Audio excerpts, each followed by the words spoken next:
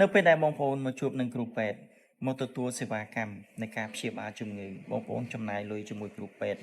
តើគ្រូពេទ្យត្រូវគិតអ្វីខ្លះមិនមែនគ្រាន់តែស្ដាប់បងប្អូនអំពីរោគសញ្ញាបន្តិចបន្តួចហើយគាត់វាយតម្លៃដាក់ថ្នាំទៅទេបាទអញ្ចឹងខួរក្បាលរបស់គ្រូពេទ្យគឺគិតជ្រៅជាងហ្នឹងអ្វីដែលគិតជ្រៅនោះគឺទី1រោគសញ្ញារបស់បងប្អូនហ្នឹងអាចជាជំងឺអ្វីខ្លះបាទរោគសញ្ញាក្តៅខ្លួនមិនមែនគ្រាន់តែជាជំងឺមួយទេអាចជាជំងឺផ្សេង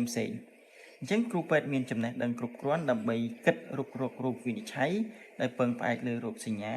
ដែលពឹងផ្អែកលើរោគសញ្ញាអមផ្សំដែលពឹងផ្អែកទៅលើការពិនិត្យឈាមប្រសិនបើចាំបាច់បាទហើយការព្យាបាលទៀតសោតហ្នឹងដោយការដាក់ថ្នាំពេទ្យគឺគ្រូពេទ្យត្រូវតែថ្លឹងថ្លែងមើល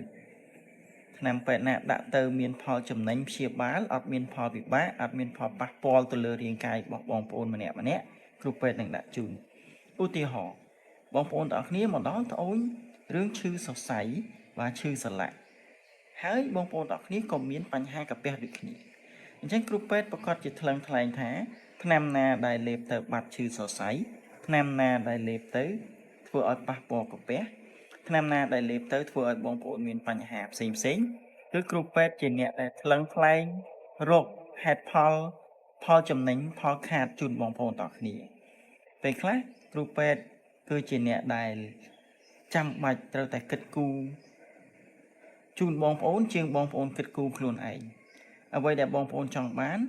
គឺប្រសិទ្ធភាពរបស់ថ្នាំប៉ុន្តែបងប្អូនអត់បានគិតពីផលវិបាករបស់ថ្នាំទេគឺគ្រូពេទ្យជាអ្នកដែលគិតជូនបងប្អូនទាំងគ្នាក្នុងការចំណាយប្រាក់របស់បងប្អូនទាំងគ្នាគ្រូពេទ្យមានតួនាទីគិតឲ្យបានសពជ្រុងជ្រោយគិតអំពីថ្លៃថ្នាំពេទ្យហ្នឹងវាថ្លៃពេកឬក៏អត់គិតអំពីថ្នាំពេទ្យហ្នឹងដាក់ទៅមានផលវិបាកដែរឬទេពេលបងប្អូនលេបទៅនេះវាមានផលប៉ះពាល់អ្វីខ្លះវាមានផលចំណេញអ្វីខ្លះព្រោះថ្នាំគឺជាអាវុធមុខពីរនៅពេលដែលបងប្អូនទាំងគ្នាមានបញ្ហាបងប្អូនតែងតែចង់បានការព្យាបាលលឿនជាលឿនប៉ុន្តែมันគិតពីផលវិបាកនៅពេលដែលបងប្អូនជាបញ្ហាឈឺសន្លាក់បងប្អូនមានបញ្ហាដំបៅក្រពះតើវាចំណេញដែរឬក៏អត់អ្វីដែលខ្ញុំជួបគឺជួបច្រើន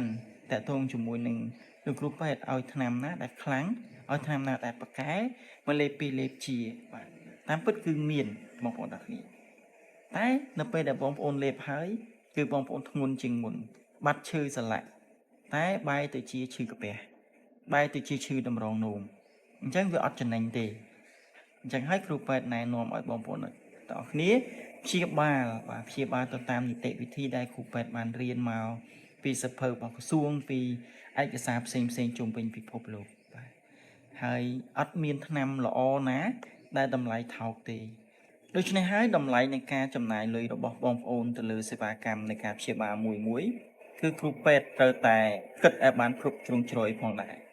តែការគិតគ្រប់ជ្រុងជ្រោយនេះមិនប្រកាសថាទទួលបានប្រសិទ្ធភាពជូនបងប្អូនទាំងអស់គ្នាទាន់ចិត្តរបស់បងប្អូនទាំងអស់គ្នាទេតែគឺ